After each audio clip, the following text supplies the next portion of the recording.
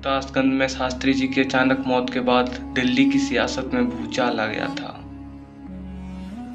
कांग्रेस के पुराने दिग्गजों को लगा कि एक ऐसी महिला को प्रधानमंत्री बना दिया जाए जिसे इशारों पर नचाया जा सके। राम मनोहर लोहिया ने संसद में उन्हें नाम दिया गूंगी गुड़िया, लेकिन सिंडिकेट की ये सबसे बड़ी गलतफहमी साबित हुई। जिस महिला को कमजोर समझा गया था, उसने न सिर्फ अपनी ही पार्टी के बड़े बड़े दिग्गजों को उखाड़ फेंका, बल्कि अमेरिका के राष्ट्रपति को आंखें दिखाई, पाकिस्तान के 2 टुकड़े कर दिए और देश में संविधान को ही ताक पर रख दिया। आज विभाग बॉयज की सीरीज किसने क्या किया में हम बात करेंगे भारत की पहली महिला प्रधानमंत्री इंदिरा गांधी की। उनके वो फैसले जिसने भारत को महाशक्ति बनाया और वो कदम जिसने भारतीय लोकतंत्र पर सबसे गहरा दाग लगाया। कोई पर्दा नहीं, कोई तरफदारी नहीं, सिर्फ बेबाक सच। 1966 में पीएम बनने के बाद इंदिरा समझ गई कि सिंडिकेट उन्हें कठपुतली बनाकर रखना चाहता है। 1969 में उन्होंने अपनी ही पार्टी के खिलाफ बगावत कर दी और कांग्रेस 2 टुकड़ों में बट गई, कांग्रेस ओ और इंदिरा की कांग्रेस आर। सत्ता पर अपनी पकड़ मजबूत करने और खुद को गरीबों की मसीहा साबित करने के लिए इंदिरा जी ने मास्टर स्ट्रोक खेले। पहला 14 बड़े बैंकों का नेशनलाइजेशन 1969। उस समय देश के बड़े बैंक विश्व उद्योगपतियों और रईसों की जेब में थे। आम किसान और मजदूर बैंक के दरवाजे तक नहीं जा सकते थे। एक झटके में इंदिरा गांधी ने 14 निजी बैंकों को सरकारी बना दिया। इसके बाद बैंकों की शाखाएं गांव तक पहुंची। दूसरा, प्रिवी पर्स का अंत। आजादी के बाद रजवाड़ों को भारत में विलय के बदले जो सरकारी भत्ता यानी पेंशन मिलती थी, इंदिरा जी ने उसे हमेशा के लिए बंद कर दिया। इन 2 फैसलों ने देश के आम नागरिकों के बीच इंदिरा गांधी की छवि एक निडर नेता की बना दी और 1971 के चुनाव में उन्होंने गरीबी हटाओ का नारा देकर विरोधियों को धूल चटा दी। ये इंदिरा गांधी के राजनीतिक जीवन का सबसे सुनहरा और ताकतवर पल था। 1971 में पूर्वी पाकिस्तान, आज का बांग्लादेश में पाकिस्तानी सेना ने अपने ही लोगों पर भयंकर अत्याचार शुरू कर दिए। लाखों शरणार्थी भारत की सीमा में घुसने लगे। अमेरिका राष्ट्रपति रिचर्ड निक्सन और उनके सलाहकार हेनरी किसिंजर खुलकर पाकिस्तान का साथ दे रहे थे।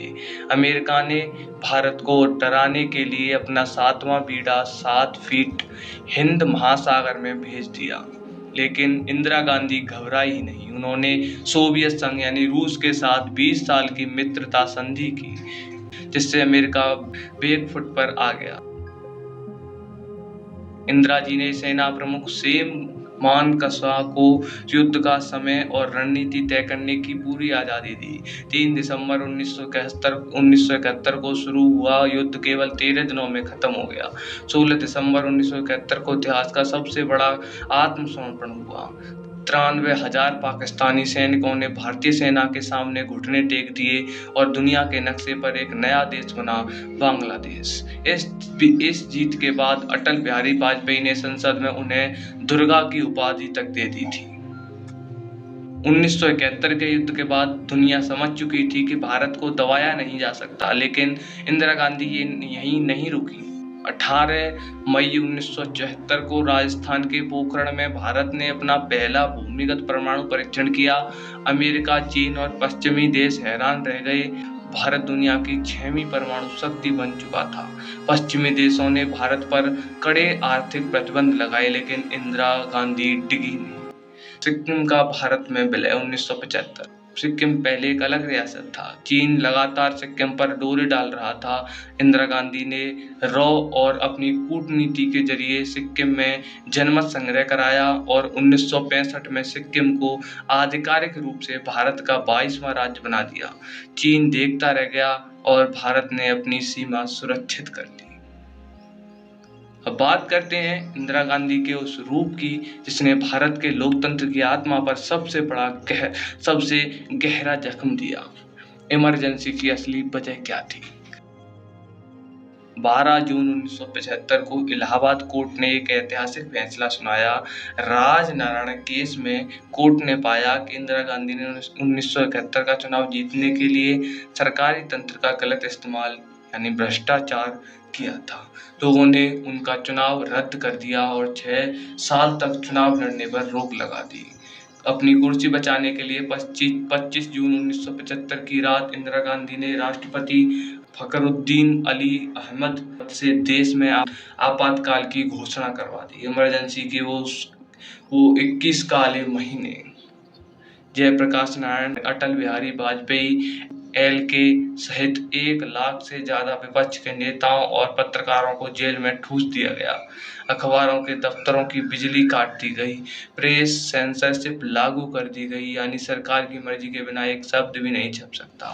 संजय गांधी के कहने पर नसबंदी अभियान चलाया गया, जिससे लाखों गरीबों को जबरन पकड़ कर नसबंदी कर दी गई।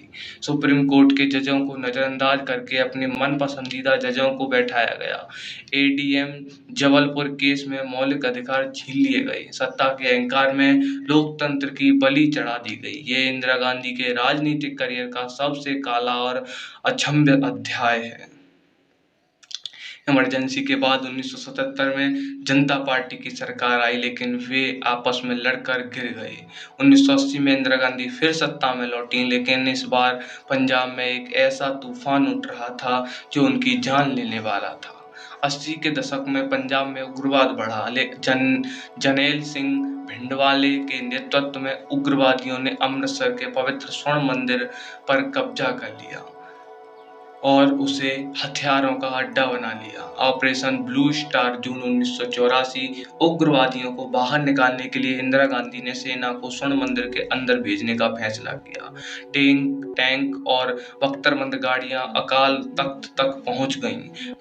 भिंडरावाले मारा गया, लेकिन इस सैन्य कार्रवाई में अकाल तख्त को भारी नुकसान पहुंचा और सैकड़ों निर्दोष श्रद्धालुओं की जान चली गई। इस फैसले से पूरी दुनिया के सिखों की भावनाएं बुरी तरह आहत हुई। 31 अक्टूबर 1984 की वो सुबह ऑपरेशन ब्लू स्टार के ठीक 4 महीने बाद 31 अक्टूबर 1984 को नई दिल्ली में उनके अपने ही सिख अंगरक्षकों सतवंत सिंह और बेअंत सिंह ने अपनी सर्विस रिवॉल्वर से इंदिरा गांधी पर 31 गोलियां बरसा दी। इंदिरा गांधी की हत्या के बाद दिल्ली और पूरे देश में भयंकर सिख विरोधी दंगे 1984 एंटी सिख राइट्स हुए, जिसमें 3000 से ज्यादा बेकसूर सिखों की बेरहमी से हत्या कर दी गई, जो भारतीय इतिहास का एक बड़ा और भयानक मोड़ था। इंदिरा प्रियदर्शनी गांधी का संपूर्ण निष्पक्ष सच। एक तरफ वे एक ऐसी नेता थीं जिन्होंने पाकिस्तान के 2 टुकड़े किए, परमाणु शक्ति बनाई, बैंकों का राष्ट्रीयकरण किया और अमेरिका जैसे सुपर पावर के सामने कभी सिर नहीं झुकाया। दूसरी तरफ वे एक ऐसी तानाशाह भी बनी जिन्होंने अपनी कुर्सी बचाने के लिए देश के संविधान और लोकतंत्र को 21 महीनों के लिए बंधक बना लिया। आप इंदिरा गांधी को किस रूप में याद रखना पसंद करेंगे?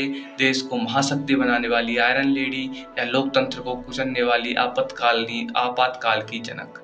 कमेंट में अपनी विभाग राय जरूर लिखिए। सीरीज किसने क्या किया क्या एपिसोड में हम बात करेंगे मोरारजी देसाई और चौधरी चरण सिंह के उस दौर की जब पहली बार गैर कांग्रेसी सरकार बनी और आपसी लड़ाई में गिर गई।